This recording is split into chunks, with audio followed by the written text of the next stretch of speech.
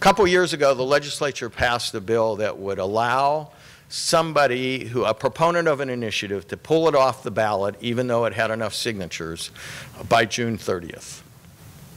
Now, in 2015, there was a bill that passed the Senate that raised the minimum wage to $13.50 an hour. And with, I think, the opposition of the administration being concerned about the cost and your help, that bill was stalled in the Assembly. That was $13.50 an hour. Well, as you all well know, there was a bill that was recently signed, passed both houses in the legislature overnight, and pretty much, and was signed into law by the governor that raised it to $15 an hour. So what happened in a year? You had a majority of the Assembly stopping a bill along with the administration for something less. What happened? Well, what happened was that two different unions collected signatures, were in the process of collecting signatures to raise the minimum wage to $15 an hour, and one of them had additional sick days in it.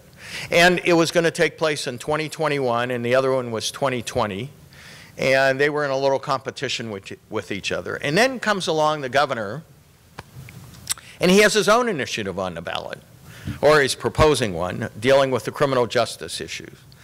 Something about an issue that he has that's personal to him about the determinate sentence law. And I'm not going to, not too many of you are prosecutors or criminal defense attorneys.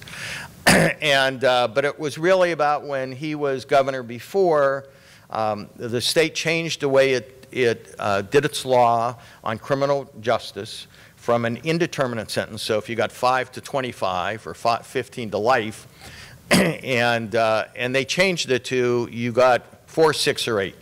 You always got the middle term unless there were enhancements. And the governor, after 35 years of reflection, thought that was what he did when he was governor the first time needs to be modified. So he has his own measure on the ballot, and it's complicated, and he thinks the more convoluted the ballot is, the less likely is people are going to vote yes. So he's worried about his own measure. And secondly, he's worried about a measure that's going to be on the ballot where there's two unions fighting. It's going to raise the minimum wage to $15 an hour by 2020 or 2021.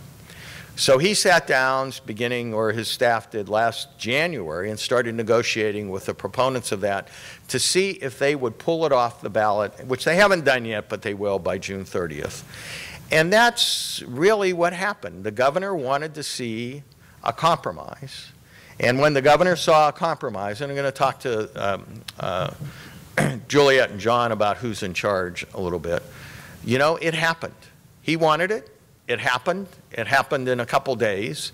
And he felt that there were some off-ramps there. It's better that was going to be than what was going to be on the ballot. But yes, it's going to cost the state money, and it's going to cost employers money. It wouldn't cost the state any money if it didn't cost you money.